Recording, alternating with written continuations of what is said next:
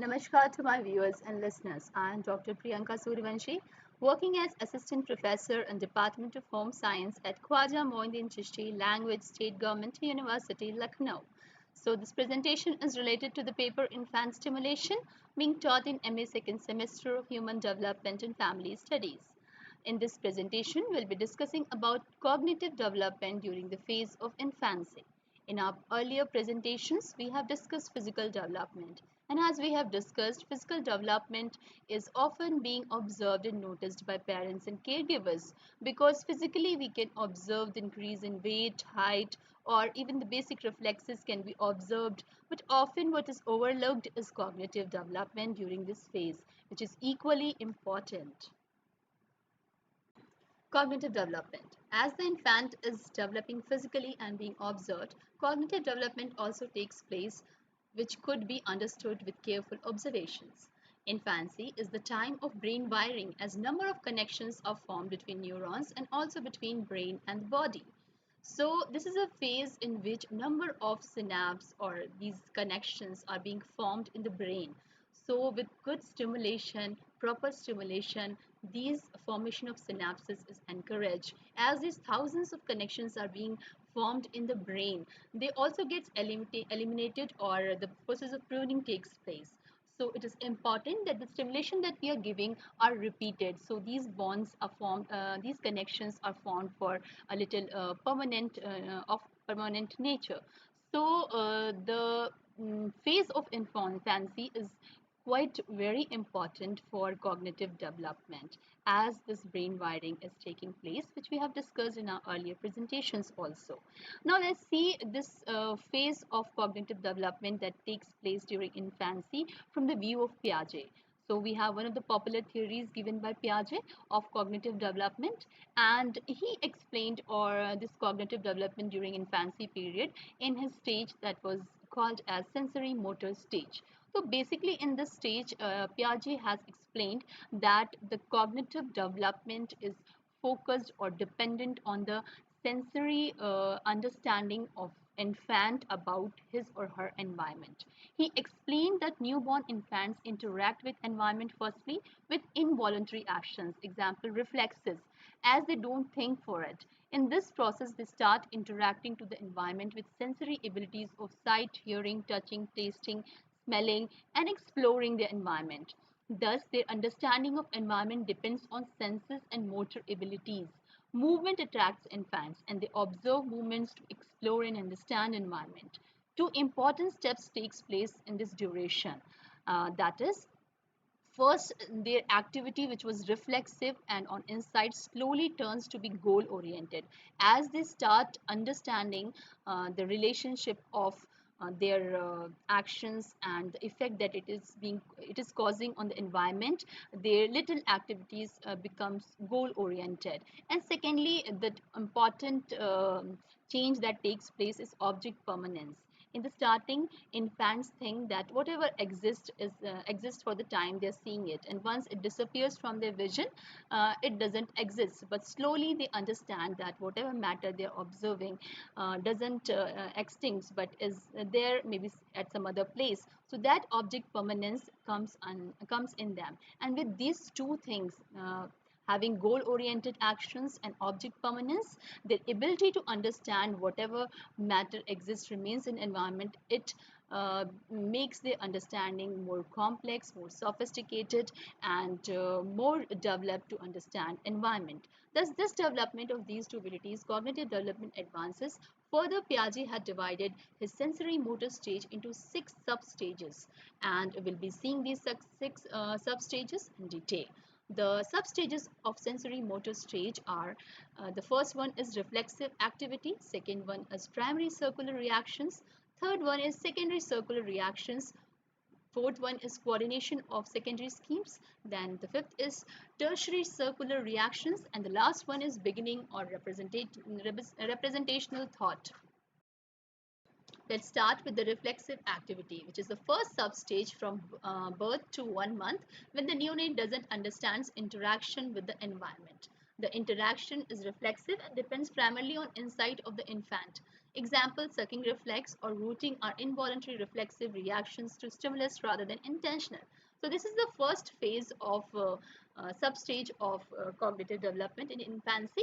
In this, the reaction of infant when it is just born till 1 month is quite reflexive. That is, whatever response we see in the child, suppose the child is giving the sucking reflex, we take the bottle and the child starts sucking it. So this is not knowingly, but it is an involuntary reflexive reaction that the child gives to the stimulus. Then the child enters the second substage, which is primary circular reaction. In this substage, the child starts relating events which are followed in sequence. For example, if a mother is there and is unbuttoning the shirt, then the child may expect that after this I'll be feeded. So this association the child starts making in the primary circular reactions. This stage is from 1 month to 4 months. In this stage, infant enjoys repetitive actions that give them pleasure.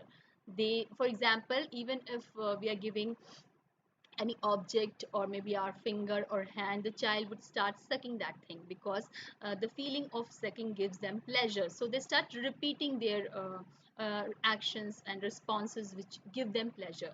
They start relating or making association among events. Example, they often suck their hand because that gives them happiness. They start expecting relating events. Example, seeing mother, as we have discussed earlier, or if the mother is holding a bottle, gives them expectations of getting feeding. The third stage is secondary circular reactions. So in this state, further this understanding of cause and effect grows from 4 to 8 months duration. They start experimenting in outer environment for understanding cause and effect relationship. For example, suppose an infant is lying in a cradle and some toy object is hanged above the cradle, and accidentally the infant pushes that toy through his or her leg, and the toy starts moving. So accidentally discovering that, the infant tries to hit the toy again and again and try to find out the effect he or she is causing through their leg on the toy. So this exploration of cause and effect further strengthens in during this phase. Then coming to coordination of secondary schemes. Now understood the cause and effect relationships on things happening around them, they enter in this stage, that is from 8 to 12 months. The infant had understood cause and effect relationships. Whatever they have learned in earlier stages is used for goal oriented activities. As we have discussed earlier also, there are two very important prominent things that infants learn in cognitive development advancement during this phase. That is, the first one was goal oriented activities. So now understanding the cause and effect relationship, their actions are not involuntary or without any purpose, but they become goal oriented.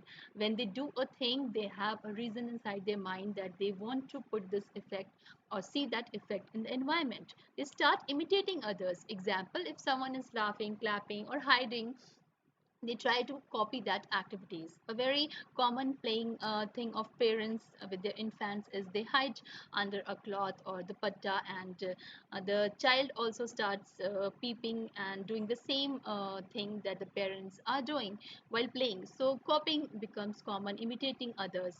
Do intentional activities like throwing things to see what happens. Infants often drop objects on the floor to see the sound, to hear the sound, or see what effect it is causing to that object, whether it is breaking or not. So all that cause and effect relationship experimentation is being done by them. Object permanence is also a very important milestone, as that they have started developing. They understand things don't disappear but exist even not in sight. If we hide a toy, infant tries to find it out. If a person goes, he or she would try to search for that person all around. So the infants with the ability of object permanence start understanding that whatever object or person they are seeing is not for a temporary period, but even if they are out of sight, they exist. So this is a very important phase in which goal oriented activities and object permanence is being seen among infants. The next stage is tertiary circular reactions. Further cognitive abilities develop, infants explore all over their environment and keep experimenting to understand and explore. So, this is the phase in which the infant enters toddlerhood. That is, the infant can crawl and move to different places. So, the freedom of movement advances, and with that, the ability to explore more and more environment around them. So it is a dangerous situation as the infant is toddlerhood in the toddlerhood stage becomes capable of moving around and reaching out objects as per their will. They still don't understand that knives, electrical plugs, sharp equipments, objects, fire could be dangerous. So additional care and concern is needed during this phase. And with their full potential of movement, they start exploring and understanding the environment more. Beginning or representational thoughts.